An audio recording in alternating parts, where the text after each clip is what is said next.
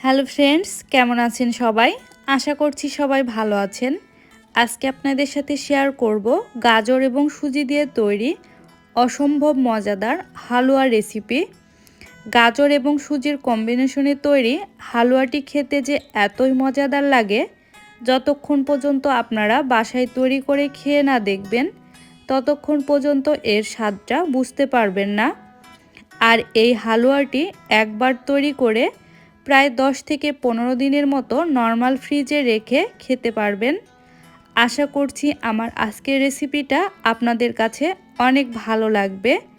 যদি ভালো লাগে চ্যানেলটি সাবস্ক্রাইব করে পাশে থাকা বেল বাটনটি অন করে দিবেন, যাতে করে নতুন কোনো রেসিপি দেওয়ার সাথে সাথেই আপনারা নোটিফিকেশন পেয়ে যান। তো চলুন কথা না বাড়িয়ে আমরা মূল রেসিপিতে চলে যাই। গাজরের হালুয়া তৈরির জন্য আমি এখানে প্রায় 1 কেজি পরিমাণ গাজর ছিলে খুব ভালো করে ধুয়ে গ্রেট করে নিয়েছি। আপনারা চাইলে পাতলা স্লাইস করেও কেটে নিতে পারেন, তবে গ্রেট করে নিলে গাজরটি সিদ্ধ হতে কম সময় লাগবে।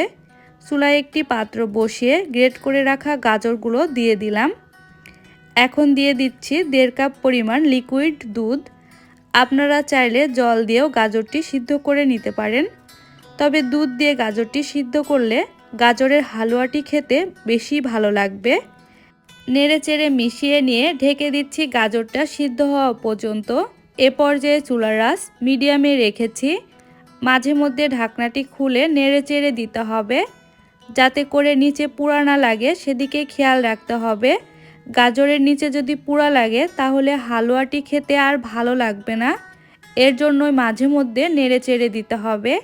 গাজরটি সিদ্ধ হতে খুব বেশি সময় লাগবে না, যেহেতু গ্রেট করে নিয়েছি খুব কম সময়ে গাজরটি সিদ্ধ হয়ে যাবে। প্রায় 10 মিনিটের মতো আমি ঢেকে রান্না করে নিয়েছি। এখন আর ঢাকবো না। আমি যেহেতু ব্লেন্ডারে পেস্ট করব, এর জন্য এখন যে দুধটা আছে সেটা শুকিয়ে নেব। আপনারা চাইলে পটেটো ম্যাশার দিয়েও এ পর্যায়ে ম্যাশ করে নিতে পারেন। যেটা দিয়ে করেন না কেন, গাজরগুলোকে খুব ভালো করে মিহি করে পেস্ট করে নিতে হবে। এখন চুলা থেকে নামিয়ে নিয়ে ঠান্ডা করে পেস্ট করে নেব। চুলায় একটা প্যান বসিয়ে দিয়েছি। দিয়ে দিচ্ছি 1 টেবিল চামচ ঘি। যে কোনো হালুয়া তৈরিতেই ঘি দিলে হালুয়াটি খেতে বেশি ভালো লাগবে। ঘি গরম হয়ে গেছে। এ পর্যায়ে দিয়ে দিচ্ছি 2 টেবিল চামচ বাদাম। আমি এখানে কিছুটা কাজু বাদাম, পেস্তা বাদাম এবং কাঠবাদাম নিয়েছি। আপনারা আপনাদের পছন্দ মতো যে কোনো বাদাম নিতে পারেন। 2 মিনিটের মতো ঘিয়ের সাথে একটু নেড়েচেড়ে ভেজে নিয়েই আমি ঘি সহই বাদামটি তুলে নেব। এটা আমি পরবর্তীতে হালুয়াতে ব্যবহার করব। আপনারা চাইলে বাদামটা স্কিপও করতে পারেন, তবে বাদাম দিলে হালুয়াটা খেতে অনেক ভালো লাগবে। এই পর্যায়ে যদি আপনারা বাদামটা ঘি থেকে ছেঁকে তুলেন, সেক্ষেত্রে হালুয়া নামানোর আগে 1 টেবিল চামচ ঘি দিয়ে দিতে হবে। একই প্যানে আমি দিয়ে দিচ্ছি আরও 1 টেবিল চামচ ঘি।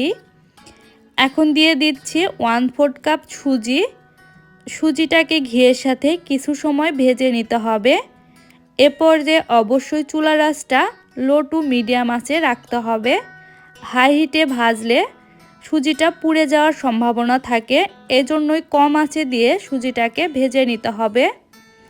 এভাবে যদি সুজিটা আপনারা ঘিয়ে ভেজে নেন, তাহলে হালুয়াটা খেতে কিন্তু অনেক বেশি ভালো লাগবে। সুজিগুলোকে ভেজে নেওয়া হয়ে গেছে। এখন চুলা থেকে নামিয়ে একটা সাইডে রেখে দিচ্ছি। চুলায় আবারও প্যান বসিয়ে দিয়ে দিচ্ছি 2 টেবিল চামচ ঘি। এই হালুয়াটি তৈরিতে আমি মোট 4 টেবিল চামচ ঘি ব্যবহার করেছি। ঘি গরম হয়ে গেছে। দিয়ে দিচ্ছি একটা তেজপাতা, 1 টুকরা দারচিনি, 3টা এলাচ।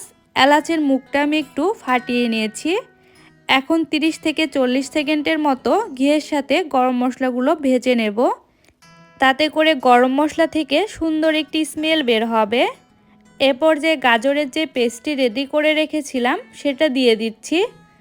গাজরের পেস্টটি দেওয়ার পরে ঘিয়ের সাথে প্রায় 5 মিনিটের মতো ভেজে নেব। এ পর্যায়ে চুলার আঁচ মিডিয়াম রেখেছি।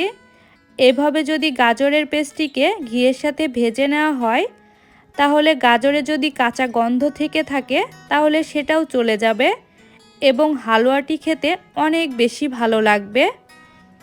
5 মিনিটের মতো ভেজে নেওয়ার পরে এই পাতলা অবস্থাতেই আমি আগে থেকে যে সুজিগুলো ভেজে রাখলাম সেটা দিয়ে দিচ্ছি।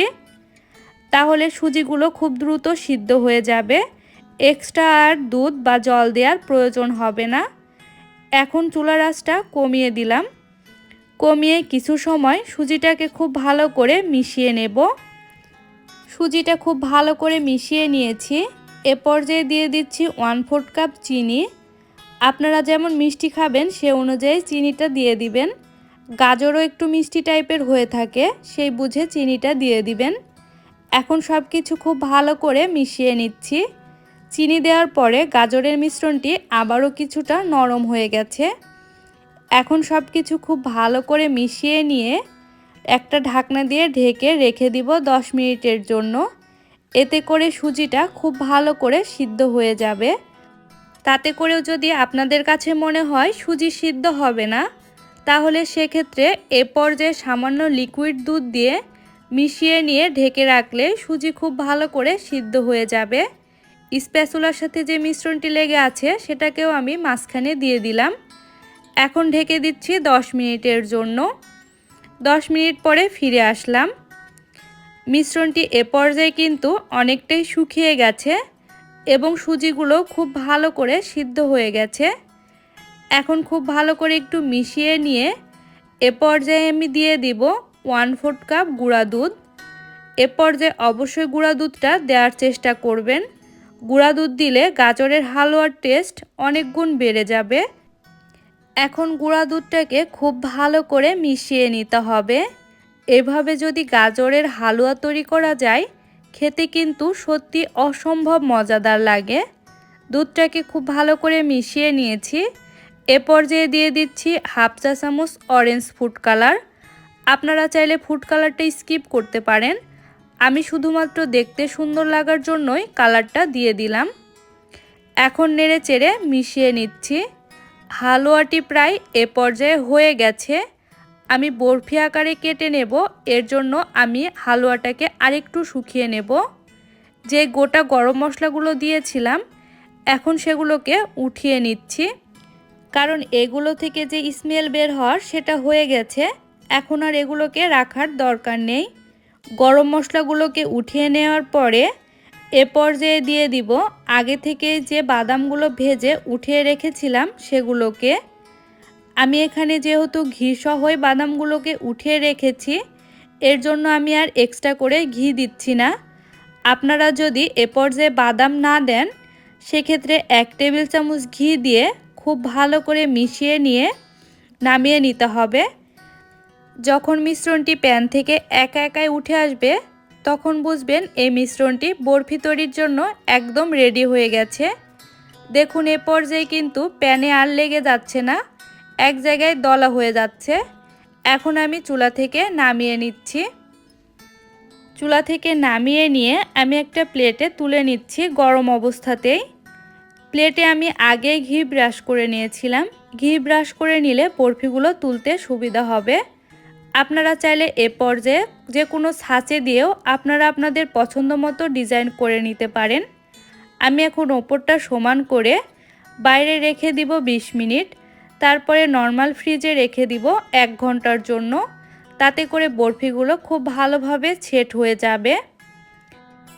1 ঘন্টা পরে ফ্রিজ থেকে বের করে নিয়েছি। এ পর্যায়ে খুব ভালোভাবে সেট হয়ে গেছে।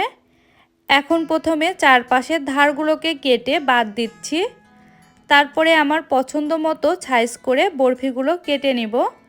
আপনারা আপনাদের পছন্দ অনুযায়ী ছোট বড় যে কোনো আকারের করে বরফিগুলোকে কেটে নিতে পারেন। এই বরফিগুলো দেখতে যেমন সুন্দর, খেতেও কিন্তু অসম্ভব মজাদার। আমি কিছুটা বাদাম দিয়ে বরফির ওপরটা ডেকোরেশন করে নিচ্ছি। আপনারা আপনাদের পছন্দ মতো ডেকোরেশন করে নেবেন। এই বরফিটা তৈরি করা খুবই সহজ এবং খুব বেশি সময়েরও প্রয়োজন হয় না। আপনারা একবারের জন্য হলেও তৈরি করে খেয়ে দেখবেন। কেমন হয়েছে তা আমাকে কমেন্ট করে জানাবেন। আমার রেসিপিটা যদি আপনাদের কাছে ভালো লেগে থাকে, তাহলে চ্যানেলটি সাবস্ক্রাইব করে পাশে থাকা বেল বাটনটি অন করে দিবেন, যাতে করে নতুন কোনো রেসিপি দেওয়ার সাথে সাথে নোটিফিকেশন পেয়ে যান। এই ভিডিওটি যদি ফেসবুক পেজ থেকে দেখে থাকেন তাহলে আমার ফেসবুক পেজটিতে একটি লাইক দিয়ে পাশে থাকার অনুরোধ রইল। আজকের মতো এই পর্যন্তই। সবাই ভালো থাকবেন, সুস্থ থাকবেন। দেখা হবে পরবর্তী ভিডিওতে।